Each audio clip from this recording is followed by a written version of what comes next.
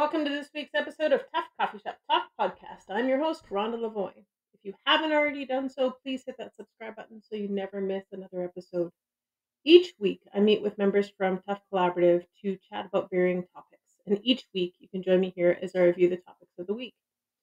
We have a wide range of topics discussing anything from business building tips to personal development ideas. And the best part is, I feel the topics can touch anybody, no matter what their adventure is in life. If you're self-employed, an entrepreneur, work in corporations, stay-at-home parent, retired, or even in between jobs. I think there's just a little bit for everyone. So let's dive right in. Let's get to this week's conversation of the week. This week we talked about time management. It was actually kind of a carryover from the previous week's SMART goals, so SMART, and actually we talked about smarter goals last week. And the time management piece of it kind of includes the smarter goals piece of it, which is why I kind of wanted to continue the conversation. Um, so when it comes to time management, obviously each individual will do this in their own way, but there's always kind of some pieces that you can start as a foundation, I guess is probably a good way to look at it. And you'll make those pieces suit you the best that you can. And the reason that you'll want to do that is so that you will be successful. If you try and do something the same way someone else does it, so say the way I do it, you may or may not be successful because that's how I do it. That's what works naturally for me, but it may not work naturally for you. So anytime you listen to the podcast or we have these conversations, please just take the information as that information and then try and figure out the best way to make that information useful to you. So when we were talking about time management, we started off by kind of recapping setting clear goals and priorities because the previous week when we talked about smarter goals, we talked about each of the steps within that, but we touched on how those goals will play into your time management because each day or at very least week, you'll be looking at your goals so that you can keep them as a priority and then also determine how your activities for the day or the week or the month will tie into those goals because ultimately the more activities you can do around your goals the more likely you'll be to achieve that goal. So daily and weekly planning, just kind of outline what needs to be accomplished each day and the week, and then stay organized. And then, of course, the smarter goals, which is specific, measurable, achievable, relevant, time bound. And then the were evaluate. Geez, I almost forgot. Evaluate and reassess. So if you guys are interested in hearing what we talked about with that, you can go to the previous episode for smarter goals. Next piece we talked about with time management was time blocking, routine, and scheduling. We talked about how time blocking can be a good way to ensure you achieve the things you set out to achieve. And for me, I did time blocking for a period to kind of help me determine how to best organize my days. So I used Google Calendar, which I'm sure you guys know already. You figured out that I'm definitely an advocate for Google. That's what I use for a lot of my business activities and personal for that matter. So I heavily use Google Calendar. If it does not exist in my calendar, it does not exist, and I will likely forget. So I use Google Calendar. And in there, you can do what's called focus time. And I use that focus time to do time blocking. And what time blocking is, it's basically setting specific periods for specific activities. So, for instance, it could be prospecting, meetings, client time, family time, administrative work like bookkeeping, different things like that. And you set these blocks of time in your calendar to show when you're going to do each of those activities. The neat part about that is what it helps you do is, one, ensure that you're keeping that activity top of mind. So there's always these activities that we don't actually love to do. They're a necessity for our daily lives or our businesses. And sometimes we like to put them at the back burner, and we do that over and over and over again. And then we end up in a situation where we've got say, a box full of receipts that we haven't addressed for 6 months. So if you keep blocks in your calendar as to when that is to be done, it's a constant reminder that that is something that needs to be done. So I did time blocking to help me figure out all of those things, the things that I maybe don't necessarily like to do, or the things that I want to increase the volume or the amount of time that I spend doing. So, for instance, like lead follow up or client time or family time. So, you create all these blocks of time so that when you look at your calendar, you can see what it is that you've set as your priorities and work to making that happen. Now, when you do blocking, you can be very rigid with it if that's who you are. But for me, I couldn't be that rigid, and I respect those who can. Great for you if you can stick to that timing.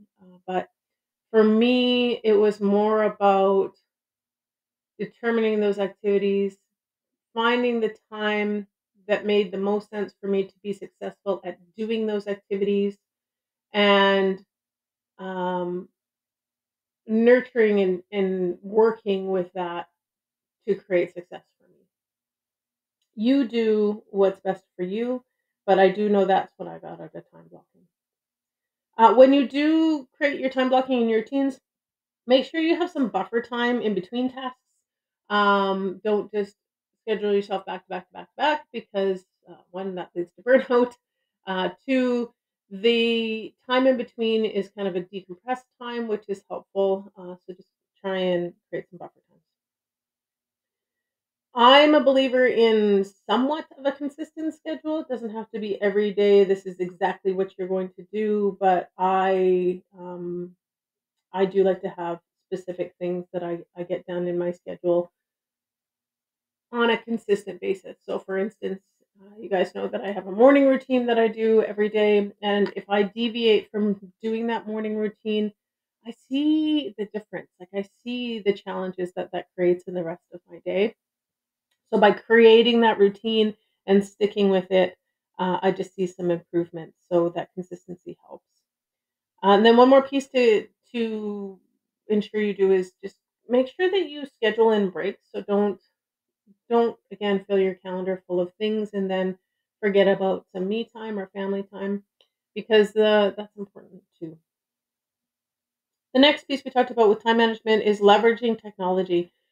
We're in an age where technology is everywhere and it can be to your advantage to ensure that you can get activities done with ease, which I know that sounds scary to some people because technology does not come with ease for some. But if you can embrace it and make it work for you, your way, it can increase the time that you have.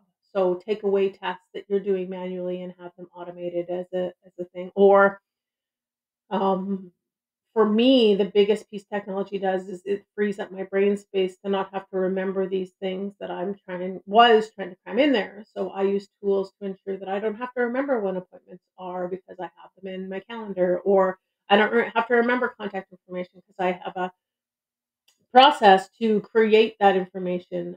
I don't need to remember when I need to take off the lockbox or put up a for sale sign or order the estoppel or whatever those real estate activities are because I have a process in place that creates those tasks so that I can just go to my task list to determine what it is I need to do. So then my brain isn't trying to remember all of those things. So I use a CRM system, which is a customer relationship management system. I have podcasts about this before, so if you're interested in my conversations I had around that, you can go look for that episode. But a CRM system will track your clients' information, your communications. It can automate communications. So for me, when I have what's called cold leads, so leads that I've never met before, I've just acquired through some advertising or landing on my website, I have an automatic system that will nurture them, meaning it will send them emails and texts asking them questions, trying to get them to respond to me to want to start working with me. And it also will send follow-ups for, birthday greetings and anniversary wishes, so that again, I don't need to be doing that activity manually. Those things are set by a date, and they can go out automatically. Of course, digital calendars and reminders apps. So again, I use the Google Calendar to be able to keep track of my day. And then another technology you can use is a project management tool. For me, within real estate, I use what's called Folio, and that manages each transaction. So that's what I mean by project management. So, like, what's the project?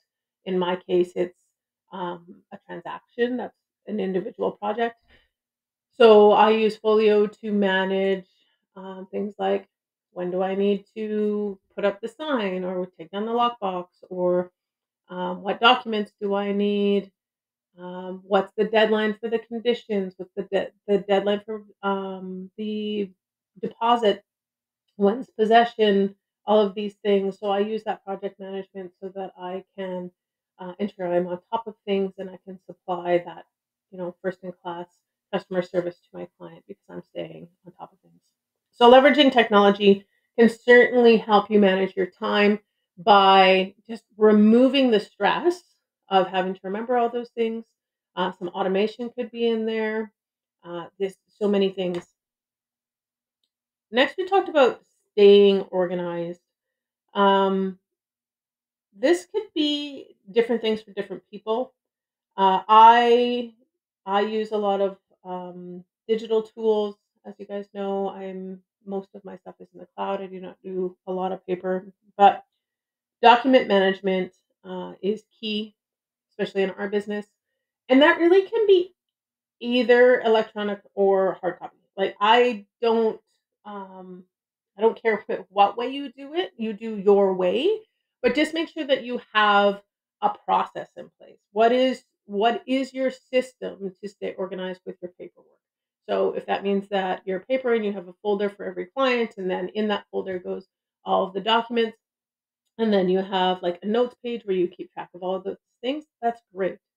For me, I have, a cloud drive for every client, and within there is a where I keep all of the documents that I have that go back and forth. I have kind of a naming convention that I've created for myself so that it's easy for me to find things. And then I also have, of course, the other systems that I use to keep track of different things. And then task lists. So this is kind of some of the stuff that I talked about before. But creating your to-dos and your prioritizing your tasks. I use some systems to do that, but you could simply be having a checklist each day, or you could have, say, templated checklists for each of your clients. There's definitely different ways to do it. The key is to have some sort of system or process in place. That way you can create that consistency and take away that stress of forgetting or not remembering different things, and ensuring that you're creating a consistent, strong customer service to your clients.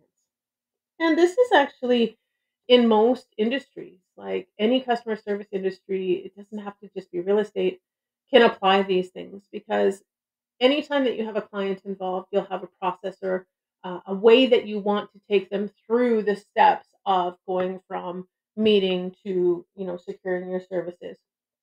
So you can create these systems so that you can ensure that quality service to your client, and also that stress-free time managed day-to-day work for you. The last piece we talked about with time management was work-life balance. And this is a very debated topic, just the phrase work life balance, because there's many different opinions on the best way to make this happen. Obviously, the best way for you will be your way, as long as your way is with intention. If you are just, you know, flying by the seat of your pants and going day to day, there's a very good chance you're going to get down the road and not be where you want to be, or have some regrets. because you've just taken life as it comes and not put intention behind what it is that you want to go after or the things that are important to you. If you put intention behind, the amount of time that you want to spend with your family and the amount of time that you want to focus on your career, then it's easier to get to a destination and feel confident that you've done the things that you set out to do and you haven't sacrificed certain things along the way. Having said that, that does not mean that as you're going, you do not need to tweak those things. That's certainly going to happen. There will be times where you'll have to have, more family time or less family time depending on the situations. But if you have intent around what that needs to look like, you will stay on target better and be where you want to be when you hit your destination. So some of the things you can do with that is set some boundaries. So establish your working hours and communicate that to clients. I know that that's a scary thing for real estate agents because we don't want to say no. It's very hard to say no to clients, especially in our current busy market where we literally need to see houses within hours for to have the opportunity for our client to be able to see it. But when possible, I highly suggest you create some boundaries for your clients. So, say you want to take Sundays off, or for me, for a long time, it was Friday evening was a no go. I did not show clients houses on Friday nights because that's when I did Tough on Fridays, and that's the time I spent with my family and friends. Now, I really enjoy to have a Saturday or Sunday where I'm actually home at least most of the day. Um, but that doesn't mean that you don't tweak those things too, right? But coming up with a plan and creating those boundaries makes it easier to stick to those boundaries. Another big piece would be that end of day routine. So many of us work from home, especially those who are EXP agents, because we don't have offices, which we all love. But of course, when you work from home, sometimes it's really easy to forget to turn off your work life. So if you have that end of day routine where you actually like shut down your computer or you go change your clothes or maybe go for a walk or for me, I always like to prepare and have supper together with my family. That's our family time, so that's kind of my off. So just creating that end of day routine. Always try and schedule some time for yourself. This could be like a hobby, family time, self care, um, just whatever that might be. This is certainly something that I struggle with. I work hard to try and create some family time, but just me time is uh, not something that I think I do that well.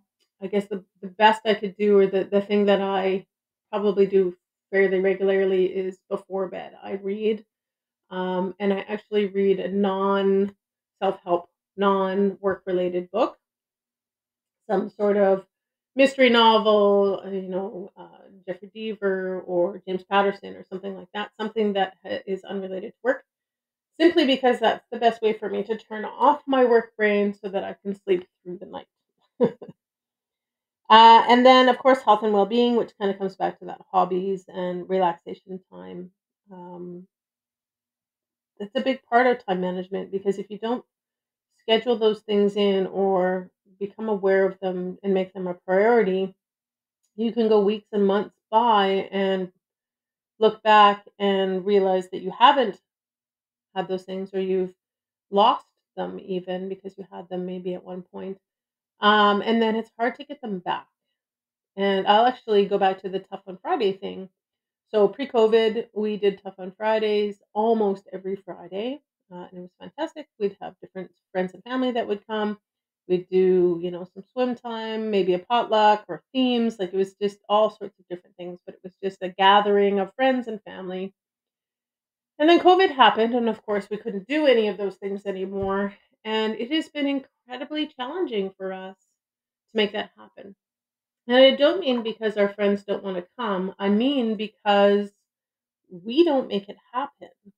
So when you lose sight of those things and you stop doing them, they can be very challenging to get back. Um, So trying to keep that focus and keeping that as a priority will ensure that you don't get to that state where you've lost it. And then the other key piece to, ensuring that you schedule time for yourself and your family is that you'll avoid burnout. Burnout is a real thing, especially a real thing for entrepreneurs, real estate agents, mortgage brokers, those who work commission work, because we go to try and put food on the table and pay the mortgage. But if you get to the point of burnout, you're no longer going to be able to put food on the table and pay the mortgage. So taking that time is definitely crucial. So that was our time management tough coffee shop talk this week.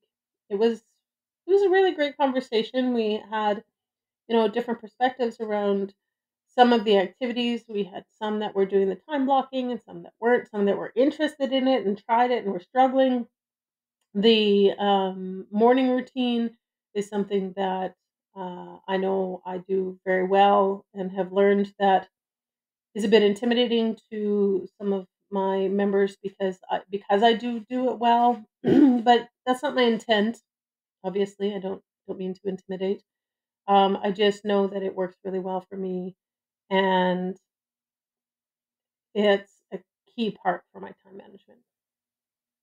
So yeah, that was time management at Tough Coffee Shop Talk this week. I hope you enjoyed it. Well, that concludes our episode this week. Thanks so much for being here. It really does mean a lot to me. If you haven't already, please subscribe or hit that follow button, as I'd love if you came back week to week. If you're looking for more information on the membership, check out tufinstitute.com. Or if you want more info on me and my real estate business, check out theurbanfarmhousesaskatoon.com. Looking for my socials? I'm on Instagram at rhonda_tuf and on Facebook at The Urban Farmhouse Saskatoon or Rhonda Lavoie - The Urban Farmhouse and eXp Realty. Reach out anytime. I'd love to hear from you. I really hope you have a marvelous day, and I can't wait to bring you an episode again next week.